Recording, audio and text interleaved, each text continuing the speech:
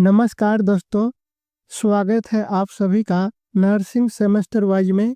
मैं हूं अमित और आज हम शुरू करने वाले हैं mental health nursing 2 unit 1 substance use disorder. तो चलिए शुरू करते हैं। सोचिए, एक ऐसा सब्सटेंस जो आपके लाइफ को कंट्रोल करने लगा है, जैसे कि चाय।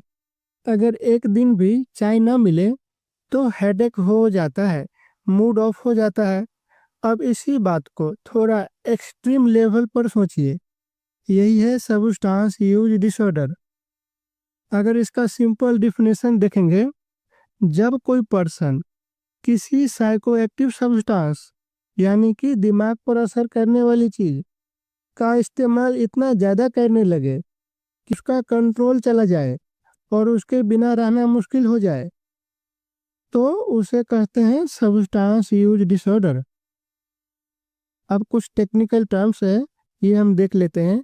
या पहला है एब्यूज। एब्यूज मतलब गलत इस्तेमाल, जैसे दर्द की गोली को टेंशन हटाने के लिए लेना, ये माल एडेप्टिव प्रैक्टिस है। दूसरा है हमारा डिपेंडेंस, मतलब निर्भरता, बॉडी और माइंड दोनों को सब्सटेंस की आदत लग जाना। टॉलरेंस, टॉलरेंस का मतलब होता है सहन शक्ति। टाइम के साथ बॉडी यूज टू हो जाता है। पहले एक पैक में काम चल जाता था, अब 2-3 पैक भी कम पड़ता है। और हमारा लास्ट में है विथड्रॉल। विथड्रॉल का मतलब होता है तनाव। सब्सटेंस बंद करने के बाद सिम्टम्स आने लगता है, जैसे कि हाथ कांपना, उल्टी आना, एंजाइटी। ये बॉडी का तरीका है कहने का कि मुझे वो सब्सटेंस वापस चाहिए। हम ये निमोनिक देखिए, all all old cows sit sleepily here till I own money. अब इसके जो प्रत्येक फर्स्ट लेटर के अल्फ़ाबेट है, उससे आप इसको आसानी से याद कर सकते हैं। इसमें ज़्यादा टाइम वेस्ट नहीं करते हैं। तो यहाँ पे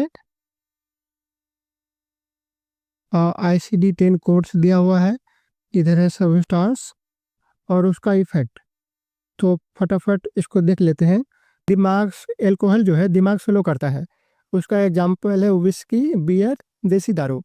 F11 है ओपियोइड, ये क्या है? डिप्रेसेंट है, पेन किलर है, ये दर्द कम करता है। इसका एग्जाम्पल है हीरोइन, अफीम, मॉर्फिन। F12 है कैनाबिनॉइड, ये क्या करता है? कैनाबिनॉइड जो है माइल्ड हेलुसिनोजन है, रियलिटी को अल्टर करता है। इसका एग्जाम्पल है गांजा, भांग, चरस। F13 है सेडेटिव, हिप्नोटिक्स, ये क्या करता है? नींद लाता है, टेंशन कम करता है और स्लीप। इसका एग्जाम्पल है स्लीपिंग पिल्स। कोकीन जो है ये स्टिमुलेंट है, यानी कि एनर्जी बढ़ाता है, नींद भगाता है। F15 है अदर स्टिमुलेंट्स, इसमें आता है एम्फेटामाइन, कैफीन और गुटखा, टोबैको, ये सब स्टिमुलेंट है। F16 है हेलुसिनोजन। हेलुसिनोजन जो है ये अभी पढ़ा था ना हम, ये रियलिटी को अल्टर करता है, ये स्ट्रॉन्ग हेलुसिनोजन देता है। इसका एग्जाम्पल है LSD। F17 है टोबैको। टोबैको जो है स्टिमुलेंट है और इसका एग्जाम्पल है सिगरेट, बीड़ी, गुटखा। F18 है इनहेलेंट्स, नाम से ही पता चलता है, इसको हम इनहेल करते हैं। तो इसका एग्जाम्पल है ग्लू, पेट्रोल। देखो क्या जमाना आ गया है, पेट्रोल को भी लोग सूंघता है।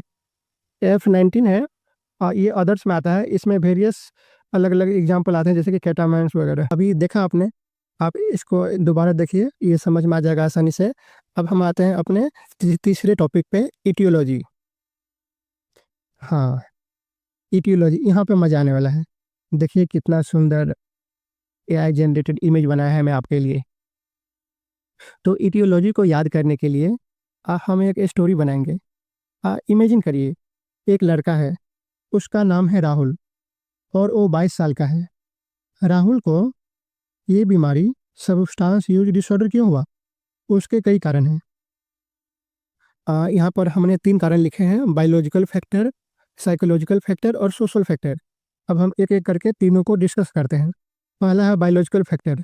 क्या लिखा है बायोलॉजिकल फैक्टर में? जेनेटिक वल्नरेबिलिटी, नाम से ही पता चलता है। राहुल के पापा भी दारू पीते थे, तो उसको ऑटोमेटिकली 4 से 5 गुना ज़्यादा रिस्क था। दूसरा है, पहली बार बोल रहा हूँ, इतना ज़्यादा खांसी आ रही है। न्यूरोबायोलॉजिकल थ्योरी, ये जो है न्यूरोबायोलॉजिकल थ्योरी, ये क्या कहता है, उसके दिमाग के सुकून का हार्मोन, सुख के हार्मोन, खुशी के हार्मोन जो कि डोपामाइन के रिसेप्टर्स होते हैं, कमज़ोर था। क्या होता है, हमारे दिमाग पे जो सुख के हार्मोन है ना, केमिकल बोल लीजिए, सुख के केमिकल डोपामाइन के रिसेप्टर कमज़ोर था। नॉर्मल चीज़ों से उसको सुख नहीं मिलता था। तो जब तो क्या हुआ, जब उसने पहली बार सब्सटेंस ली तो उसको लगा जैसे कोई मिसिंग पीस मिल गया हो। और तीसरा हमने लिखा है मेडिकल हिस्ट्री। राहुल को एक बार बाइक एक्सीडेंट हुआ, डॉक्टर ने उसको पेन किलर दिया, दर्द तो ठीक हो गया, लेकिन उसको पेन किलर की आदत पड़ गई। तो ये तीनों बात आगे आते हैं बायोलॉजिकल फैक्टर में। कब दूसरा है साइकोलॉजिकल फैक्टर। यहाँ पर क्या है, stress, low esteem, poor coping skill, curiosity and pleasure. तो इसको हम डिस्कस कर लेते हैं। और पहला है, राहुल को लगता था कि वो दूसरों जितना स्मार्ट या हैंडसम नहीं है। पुअर कोपिंग स्किल, एग्जाम में कम मार्क्स आया और ब्रेकअप भी हो गया। देखो यहाँ भी ब्रेकअप हो गया।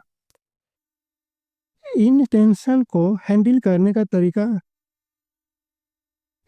तो इस टेंशन को हैंडल करने का तरीका उसको नहीं आता था। क्यूरियोसिटी एंड प्लेजर, उसने सोचा कि एक बार स्वाद लेकर देखते हैं क्या होता है। तीसरा है सोशल फैक्टर। इसमें क्या है, peer pressure, easy availability, media glamorization. तो पीयर प्रेशर नाम से ही पता लग रहा है कि उसके जो दोस्त है आवारा, यार वो बोलते हैं यार तू ही नहीं पीता है, तू ही नहीं लेता है, बोरिंग है तू, सोशली फिट होने के लिए ये सब करना पड़ता है। इजी अवेलेबिलिटी, जहाँ पर वो रहता होगा घर और कॉलेज के आसपास, वहाँ पर ये जो नशे के सामान है वो आसानी से मिल जाता होगा। और मीडिया ग्लैमराइजेशन, और मूवी में वो देखता है हीरोइन को कूल दिखने के लिए सब्सटेंस का इस्तेमाल करना, तो उसको लगा ये तो नॉर्मल है। तो अभी अभी याद याद हुआ कि नहीं, बताओ आप ही। तो एक तो अभी हम आगे बढ़ते हैं। मुझे लगता है इमेज देख के और इतना बढ़िया से मैंने बताया है, याद कैसे नहीं होगा। चलिए आगे बढ़ते हैं। चौथा कारण है बिहेवियरल थ्योरी। ठीक है ना, मतलब हाउ एडिक्शन सेट्स इन, मतलब एडिक्शन कैसे होता है, आखिर आदत कैसे पड़ती है किसी भी चीज को। तो कितना बढ़िया से लिखा मैंने। पहला है रिवार्ड, यानी कि इनाम।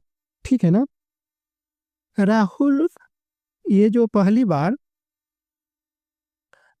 उसे बहुत अच्छा लगा, मतलब इसको बोलते हैं यूफोरिया। यूफोरिया का मतलब होता है एक्साइटमेंट। ये उसका रिवार्ड था। स्टेप दूसरा है कंडीशनिंग, यानी कि आदत बनना। ठीक है, वो अक्सर उसी पार्क में बैठकर दोस्तों के साथ लेता था। अब बस उस पार्क में जाते ही उसको उसके बॉडी को ऑटोमेटिकली क्रेविंग होने लगता। पार्क उसका ट्रिगर बन गया। तीसरा है रिलैप्स, वापसी। इसलिए जब कोई पेशेंट ठीक भी हो जाता है तो फिर उसे उसी इन्वायरमेंट में वापस जब जाता है वो, तो रिलैप्स का बहुत हाई चांस होता है। इस लाइन को ध्यान से सुनिए। इसलिए रिकवरिंग एडिक्ट को जो रिकवरिंग पेशेंट होते हैं, एडिक्ट, उसको उसी माहौल में नहीं भेजना चाहिए, उसको माहौल बदल देना चाहिए। ठीक है, तो नीचे में मैंने ये बनाया है कि एडिक्शन साइकिल कैसे होता है। पहले trigger, behaviour, reward, repeat, addiction. इसका नर्सिंग मैनेजमेंट देख लेते हैं। ये हिंदी से मत डरिए, ये मैंने ऐसे ही लिख दिया था कि थोड़ा सा अच्छे के लिए, बाकी और कुछ नहीं है। असेसमेंट मतलब जांच करना। असेसमेंट क्या करेंगे, हिस्ट्री लेंगे, विथड्रॉल सिम्टम्स, मेंटल स्टेटस वगैरह। फिर डायग्नोसिस करेंगे, risk for injury, ineffective coping skills, planning, योजना बनाएंगे उसके लिए, इंटरवेंशन, एवोल्यूशन वगैरह। हमारा वीडियो 12 मिनट हो गया, ज़्यादा वीडियो को लंबा नहीं करते हैं, तो हम इसको समराइज कर लेते हैं। तो अभी देखिए, अभी बस 3 चीज़ याद रखनी है। ICD-10 कोड याद रखिए। All old cows sit sleepily here till I own money, ठीक है। इफेक्ट्स को डॉक्स, गूगल फाइल है ना डॉक्स, डॉक्स याद रखिए, जिससे याद रहेगा आपको डिप्रेसेंट, ये ओपियाइड, कैनाबिनॉइड, स्टिमुलेंट, ये सब एग्जाम्पल हो गए। कारण क्या है? Bio psychosocial BPS nursing plan है उसका, ADP मतलब असेसमेंट, डायग्नोसिस, प्लानिंग, इंटरवेंशन और इवोल्यूशन। तो आज के लिए इतना ही।